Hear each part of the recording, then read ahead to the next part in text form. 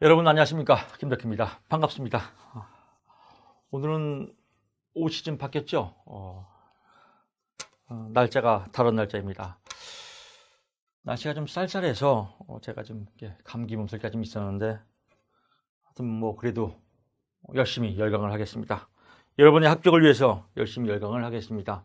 구호 한번 외치고 시작하죠. 여러분 구호하시죠. 믿음 천국 불신족, 믿으면 합격입니다. 자, 믿고 따라와 주시기 바랍니다. 11번 갑니다. 11번 굉장히 복잡한 내용 같은데, 알고 보면 굉장히 그냥 산수의 산수, 암셈으로도 풀 수 있거든요.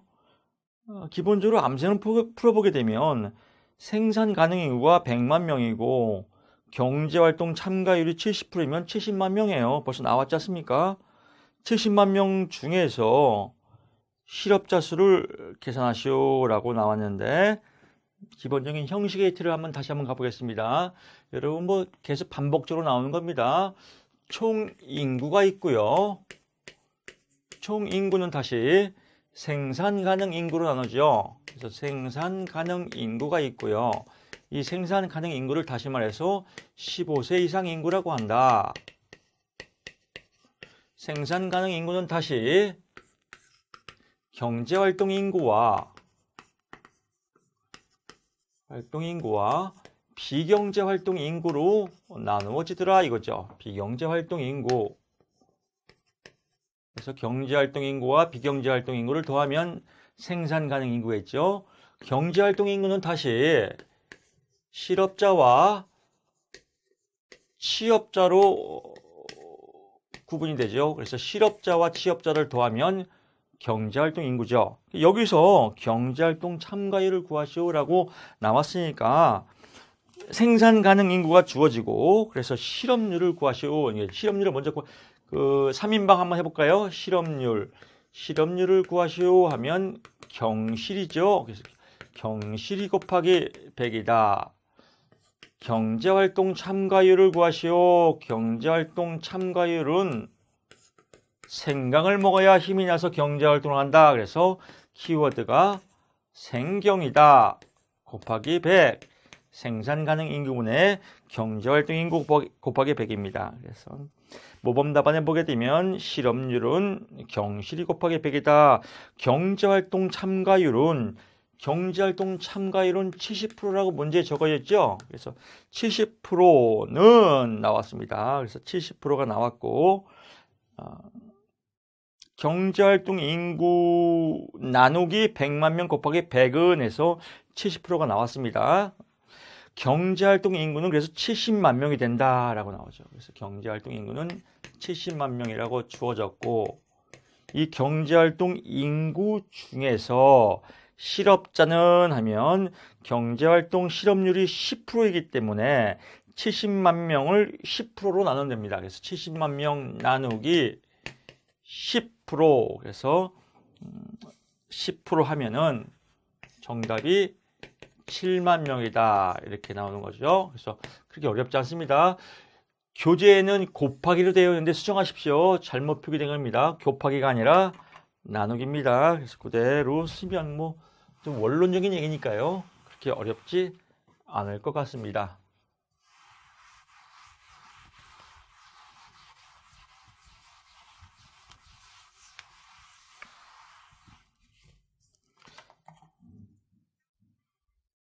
(2011년도) 2회차 지금 2강을 하고 있습니다. 2강 첫 문제부터 계산 문제라 여러분 조금 당황했을 텐데 크게 어렵지 않고 산수 문제입니다. 12번 갑니다. 페이지 수 309페이지 12번.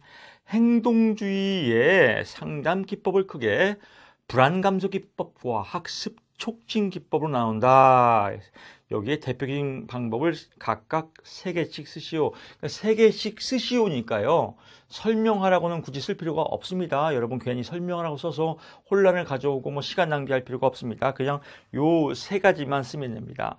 그래서 행동주의에는 행동을 수정하는 방법 중에서 불안감소 기법이 있어요. 불안감소 기법. 그래서 불안감소 기법이 있고, 또 학습을 촉진하는 학습 촉진 기법이 있더라. 여러분 뭐 제가 많이 강의했습니다. 그래서 동영상을 체계 있게 들어보신 분들은 뭐 아주 지겹도록 들어봤습니다. 학습 촉진 기법.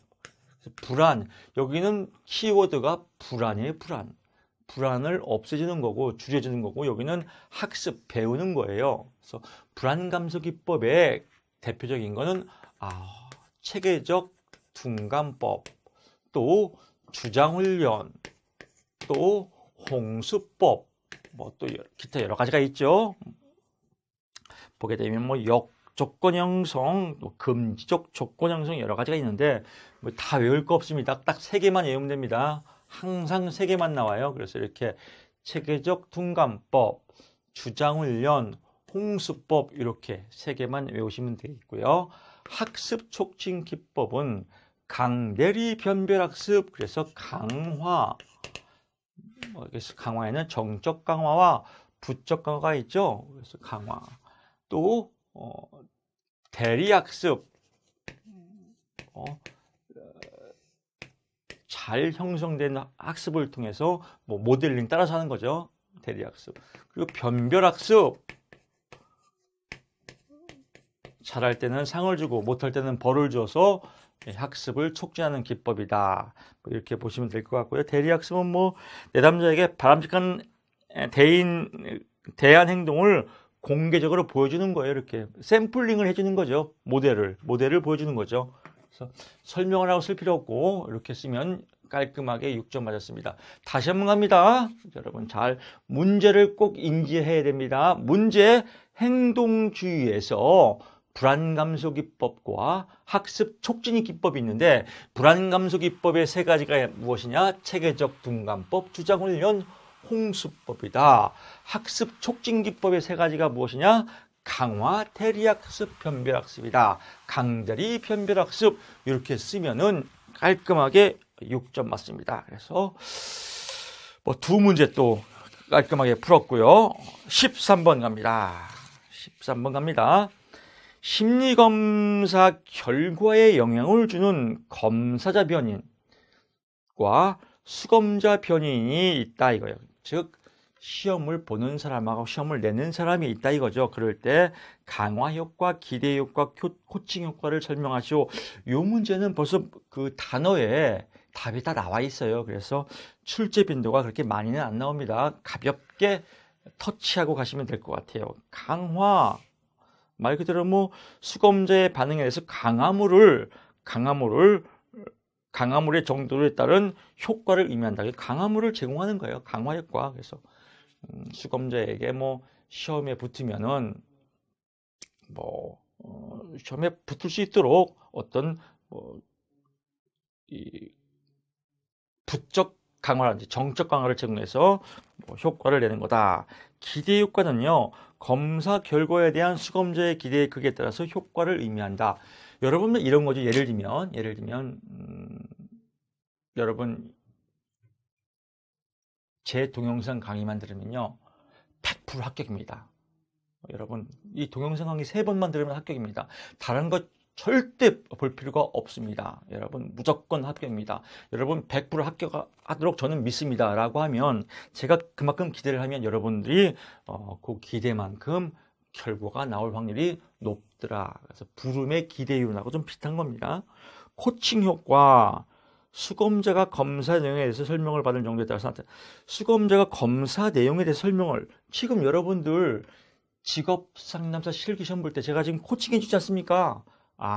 키워드가 핵심 포인트고 키워드에 살만 붙여서 왼손으로 비비건 오른손으로 비비건 잘 비비면 된다. 쓰는 건 별 영향력이 없다. 내용이 타당도 있게 맞으면 된다. 이렇게 코칭해 주지 않습니까? 이 코칭 효과에 따라서 결과가 달리 나온다. 이런 말입니다. 그래서 뭐 문제에 답이 다 나와 있기 때문에 뭐 반복적으로 나올 문제는 아니라고 봅니다.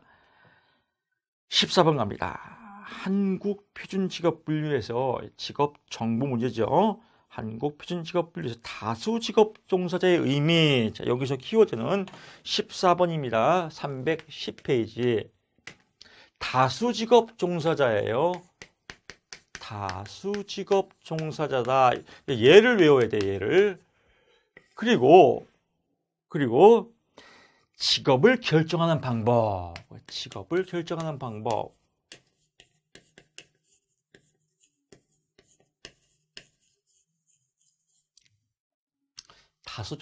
직업 종사자는 영어로 하면 더 이해가 빨라요. 2잡 또는 3잡 이렇게 투잡을 한다고 봅시다.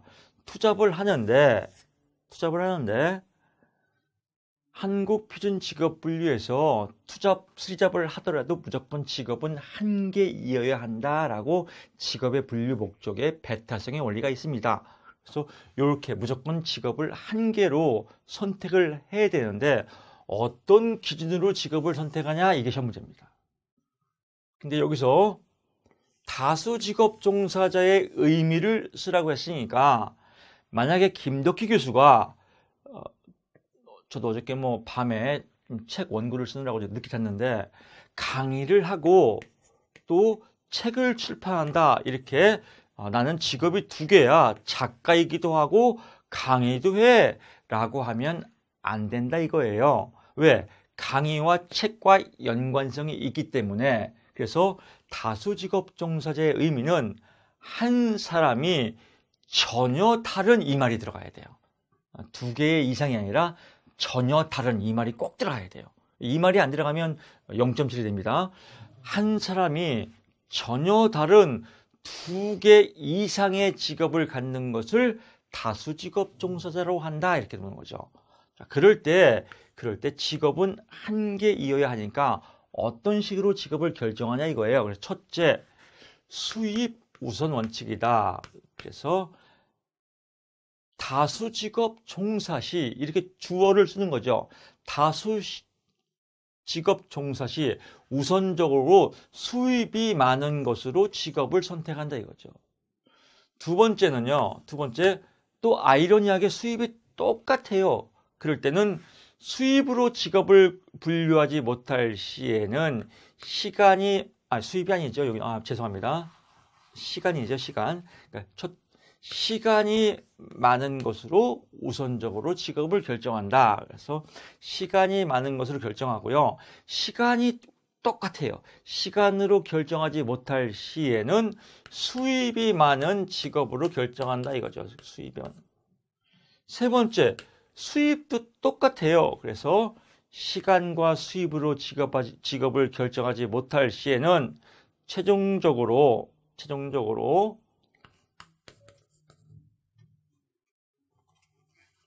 조사 시 최근의 직업으로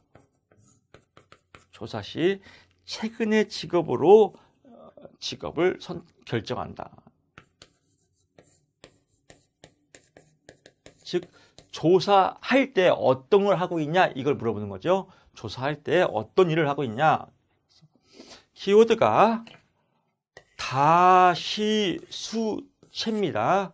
그래서 다수직업 종사자의 직업 분류 원칙은 다시수체다. 첫째, 시간 우선 원칙. 두 번째, 수입 우선 원칙. 세 번째, 조사 시 최근의 직업 우선 원칙. 이렇게 보시면 될 것 같고요.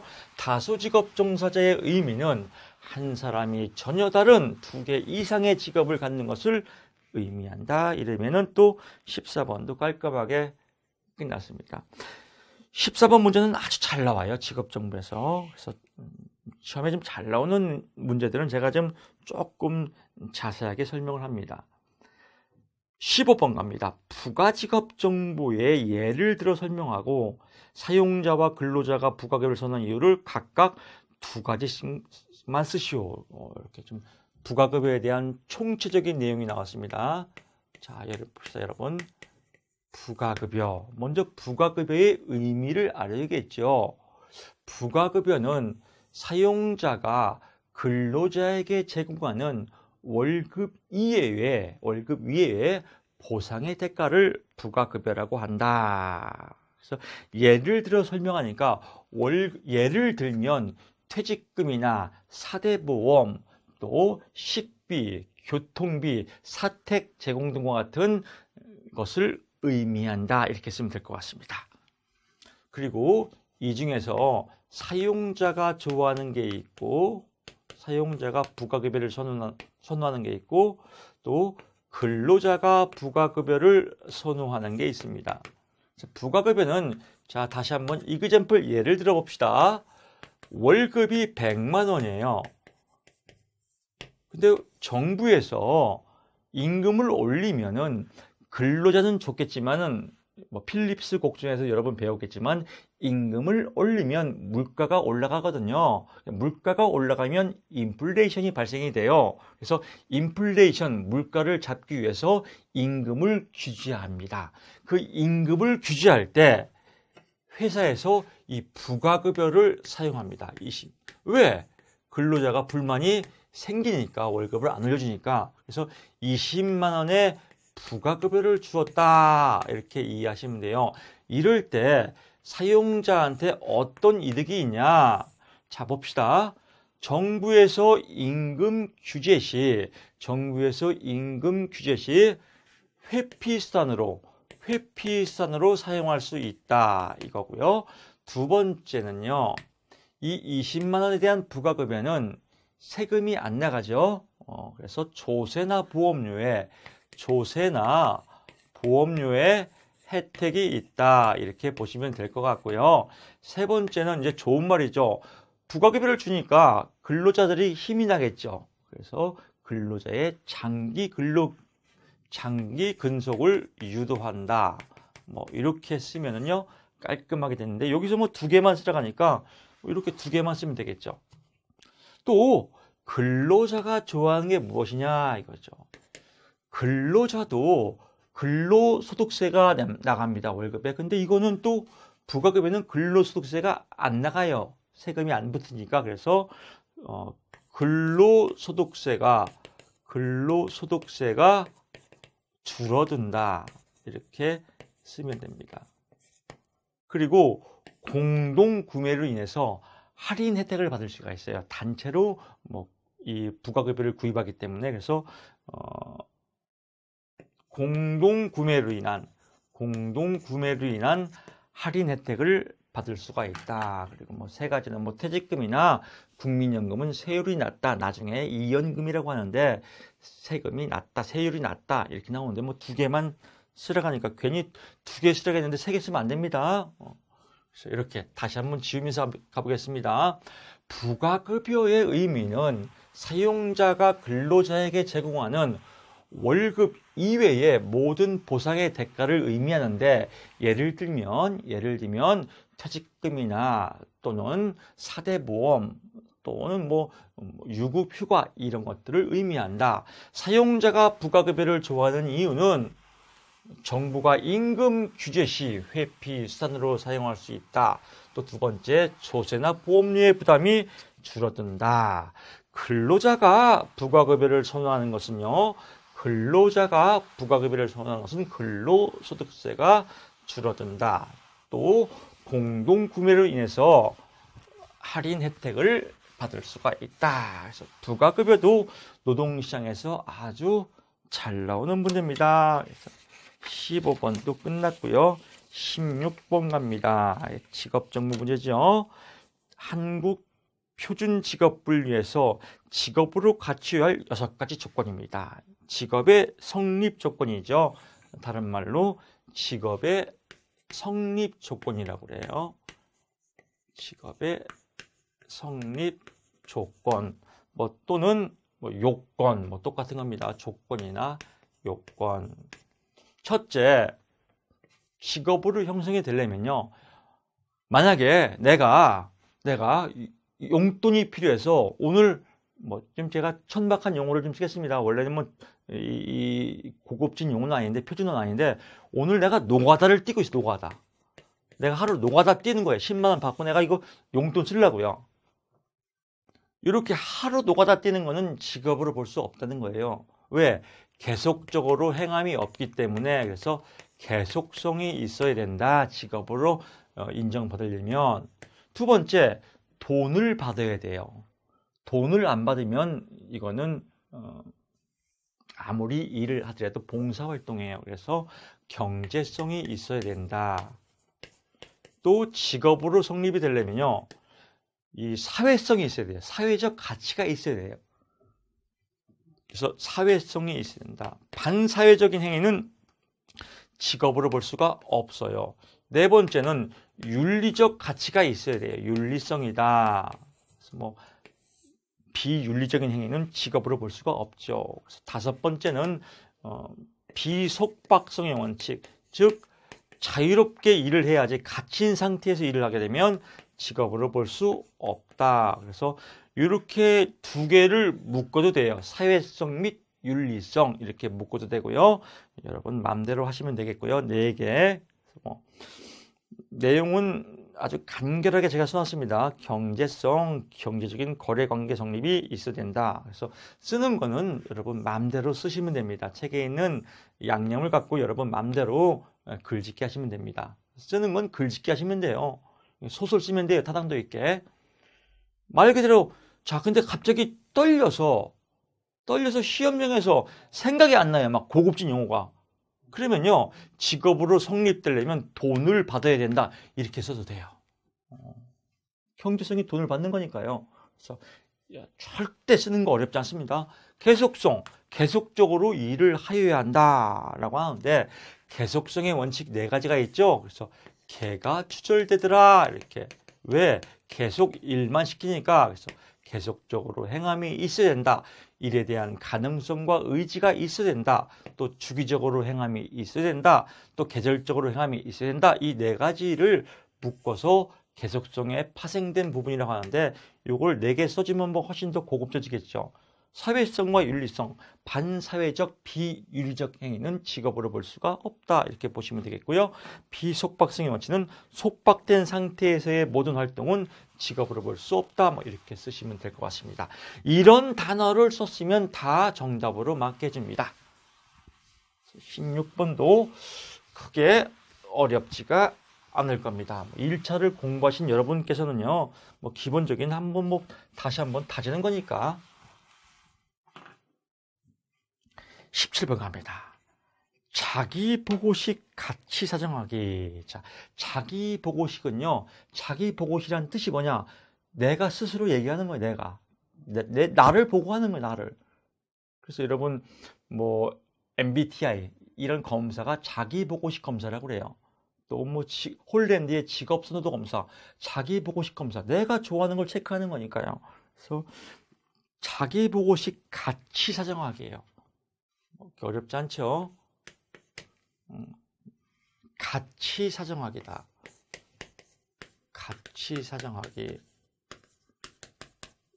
내가 어떤 가치를 갖고 사냐 이거예요. 내가 어떤 가치를. 사정이라는 말은 조사예요. 그래서 내가 어떤 가치를 갖고 조사하냐. 나는 신앙이 우선이다. 그래서 우선순위가 기도부터 시작한다. 그럼 이 사람은 신앙이 우선 가치구나. 이렇게 보기도 하고, 어떤 사람은 나는 술이 내 인생의 가치다. 나는 술 없으면 못 산다. 이렇게 얘기하는 사람은 인생의 술이 가치고 알코올 중독이겠죠. 그래서 이 가치 사정을 조사하는 겁니다. 그래서 어떤 식으로 조사하냐? 그래서 6가지가 있다. 그래서 첫째, 존경하는 인물, 기술하게 존경하는 사람이 누구냐 이거예요. 여러분도 가치사정 기법에서 존경하는 사람이 누구냐 물어볼 때, 저는 존경하는 사람이 김덕희 교수님이에요. 이렇게 얘기하면은, 이 사람의 가치는 직업 상담사를 좋아하는구나. 뭐 이렇게 얘기를 하겠죠. 또는 뭐, 이 사람은 잘생긴 사람을 좋아하는구나. 뭐 이렇게 얘기할 수도 있겠죠. 아니 말고요. 자, 2번. 두 번째는요. 백일몽 말하기. 백일몽은 꿈입니다. 백일몽 말하기. 꿈이죠, 꿈. 꿈을 말해보라. 너의 꿈을 말해보라. 그래서 존경하는 인물 기술하기, 백일몽 말하기. 또 과거 선택 및 과거 선택 회상하기. 또 자유시간 및 금전 사용 계획 알아보기. 또 체크 목록에 가치순위 매기기. 우선순위를 매기는 거죠. 또 절정 경험 조사하기. 언제가 가장 인생의 절정 경험이냐. 저는 진로나 직업에 있어서 우리가 꿈을 찾아가죠. 저는 꿈을 47살에 찾았어요. 47살에 직업 상담사를 알았거든요. 그래서 47살에 직업 상담사를 공부해서 47살에 직업 상담사를 합격했습니다. 그리고 47살 11월부터 강의를 시작했거든요. 저는 47살에 저의 진정한 가치와 꿈을 알게 됐습니다.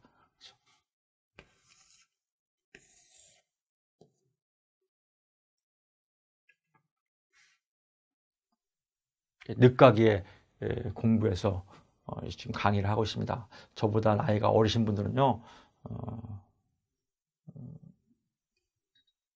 열심히 공부해서 꿈을 가지십시오. 희망이 있습니다. 또 나이가 더 많으신 분들은요, 우리 고용관계법규에서 보게 되면 저는 법적으로 준고령자예요. 준고령자는 50세 이상 55세 미만을 준고령자라고 하죠. 저는 준고령자예요. 55세 이상은 고령자라고 하죠. 고령자 이제 얼마 안 남았습니다. 근데 요즘 추세가요, 준고령자, 고령자는 이 우선 취업 대상으로 이렇게 선정되는 게 있습니다. 뭐 물론 이게 정부에서 지정하는 건데, 고용센터에 여러분 배웠지 않습니까? 필기 시험 볼 때 배웠죠? 100분의 1, 100분의 3, 100분의 6. 그래서 우리는 기타 서비스 직업 상담사는 100명당 3명을 준고령자나 고령자를 채용하시오, 이렇게 명시가 되어 있으니까요. 여러분들도 이렇게 또 희망을 가지십시오. 자, 외우는 거 헷갈려요. 외울 게 너무 많아서. 이렇게 얘기했죠, 제가요. 존박동색 존백이다. 존백이 과자를 먹었다. 그래서 체에서 절도했다. 너무 급하게 먹어서 존백 과자 체절 이렇게 외우기도 하고요. 좀 찰지게, 좀 이렇게 천박스러운 게 더 입에 찰집니다. 존백 새끼가 과자를 처먹다가 체에서 절도했네? 다시 갑니다. 존백 새끼가 과자를 처먹다가 체에서 절도했네? 이렇게 해서 제목이 뭐예요? 가치사정 기법이다. 그래서 여러분 것으로 만들면 됩니다. 그래서 가치사정 기법 6가지를 쓰시고 나면 딱 벌써 존백 과자 체절이 나와야 돼요. 18번 갑니다. 마지막 문제죠. 수포의 발달적 직업 상담의 6단계예요. 수포는 발달의 아버지죠. 그래서 어디 가서 발달됐어요? 수포 가서 처먹어서 발달됐다. 그래서 수포는 발달인데, 이 발달 과정에 발달적 직업 상담의 6단계. 직업 상담. 상담할 때 어떤 식으로 상담하냐? 그래서 직업 상담의 6단계. 제목이 수포의 직업 상담의 6단계예요. 6단계를 쓰시오 하니까 설명은 필요 없어요. 설명은 안 써도 돼요. 여러분, 설명은 참고라고 써놓은 거니까요. 설명 굳이 쓸 거 없습니다. 이것도 시험에 잘 나옵니다. 그래서 수포하면요, 신무 문심자 양과 신랑 현태희 군이 결혼식을 하는데 주례는 누가 본다? 수포가 본다. 그래서 수포의 직업 상담 과정, 뭐 결혼식의 뭐 6단계라고 이렇게 여러분들이 유추해도 될 것 같습니다.